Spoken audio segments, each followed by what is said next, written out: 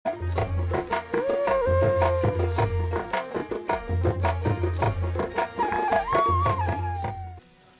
আল্লাহ কয় আমার ফেরেশতা বর্গ নিয়ে এই কাজটা করি। ইয়া আইয়ুহাল্লাযিনা আমানু, হে আমার বিশ্বাসীরা, তোমরাও বেশি বেশি দরুদ ও সালাম আমার হাবিবের জন্য পাঠাও। সাল্লু আলাইহি ওয়া সাল্লিমু তাসলিমা। শুধু হাবিব নয়, আমার হাবিবের বংশের উপরেও পাঠাও। এই কুরআন শরীফে এই আয়াতটা বিদ্যমান থাকতে হাদিস লাগবে কে? কথা বলেন না কেন? আল্লাহ এটা করছে, এটা আমাকে করবার জন্য অর্ডার দিছে। নামাজটাও যেমন ফরজ, রোজাটাও ফরজ, দরুদ কিয়ামটাও ফরজ।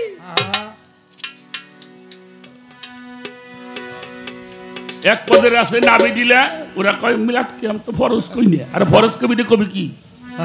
যেটা আল্লাহই করে।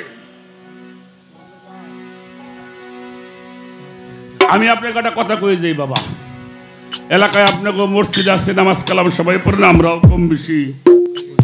যিনি নবীকে সম্মান করতে জানে না, নবীর দরুদ কিয়াম করতে অনীহা করে, পীর মুর্শিদ সম্বন্ধে অনীহা বাজে কথা বলে, আপনারা অনেক কিছু না কই আস্তে করে সসম্মানে বাড়ি পাঠিয়ে দিয়ে।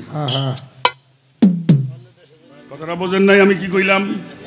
আর যদি না করেন তাহলে বুঝবো আপনি ওই দলের একটা একই সমিতির সদস্য।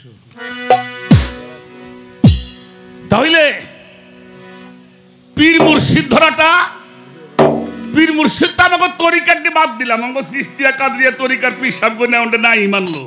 এই জাগো নাম কইলাম, এরা যদি পীর ধরবার পারে আর তোমার পীর লাগবো না কইলাম না। এরপর যদি না ধরো না ধরলি থাকবে।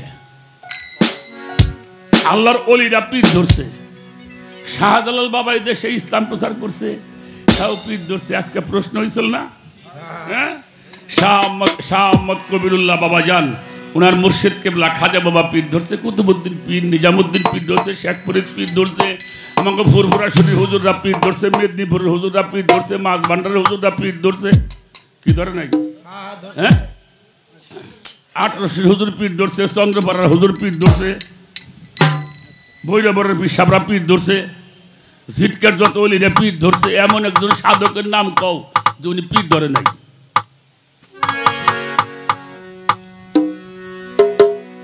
এরপরেও যদি একজন না ধরে তাহলে বোঝা লাগবি দিন এবং ধর্ম আল্লাহর ওলিদের সহচর্যর তকদিরের মধ্যে লেখা নাই।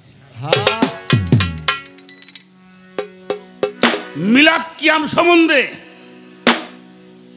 যদি কেউ বুঝবার চায় খালি ডেটটা নেবেন।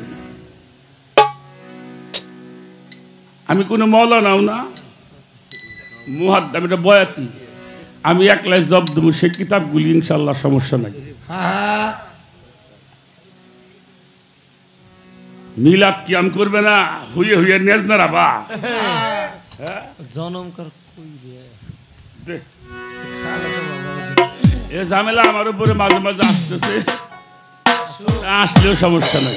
আমি তো কথা কই না, কথা কবি কিতাবে, বুঝেন নাই কে? দয়া করে যারা এখানে আছেন আমি পায়ে ধরে বলে যাই, মেশকাত শরীফ হাদিসের মধ্যে আসছে যে মানুষটি বায়াত ছাড়া মারা যাবে সে জাহেলিয়াতের মরণ হবে। একটা মানুষ যদি বায়াত বিহীন মারা যায় তিনি জাহেলিয়াতের মরণ হবে। আর পাকিস্তানের চিফ জাস্টিস আল্লামা তাকি উসমানীর বাবা আল্লামা শফি সাহেব যে তাফসিরে মারেফুল কোরআনটা লিখেছেন, মদিনা মানোয়ারাই থেকে প্রকাশ হয়ে সারা পৃথিবীতে এখন সেই কিতাবটা চলে, তাফসিরে মারেফুল কোরআন।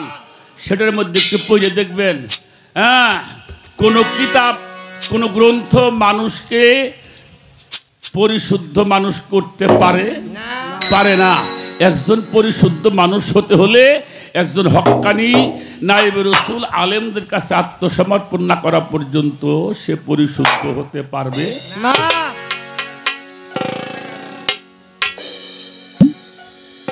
এরপরেও যদি কেউ পীর না ধরে আমি ফাঁস নিয়ে মরুম,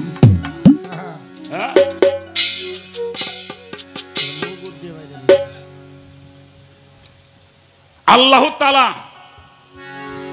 তার কালামে পাকের মধ্যে বলেছেন কি ও আয়াতুকা নুখরাস বাগালাইকুম নিয়ামাহু ওয়াল জাহির ওয়াল বাতিনান, তোমাদের জন্য দুই প্রকারের নিয়ামত, একটা জাহিরি আর একটা বাতিনি।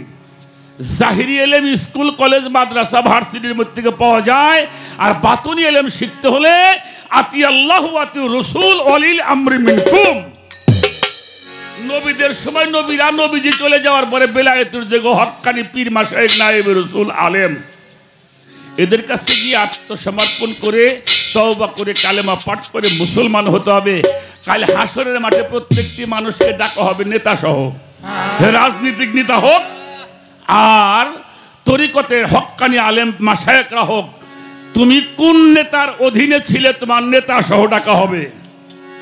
যদি নেতা না পাস তোর সিরে হেলাই দিব বাইরে তোর খেতা, এই জন্য নেতা লাগবে। তুমি কোন নেতার অধীনে তুমি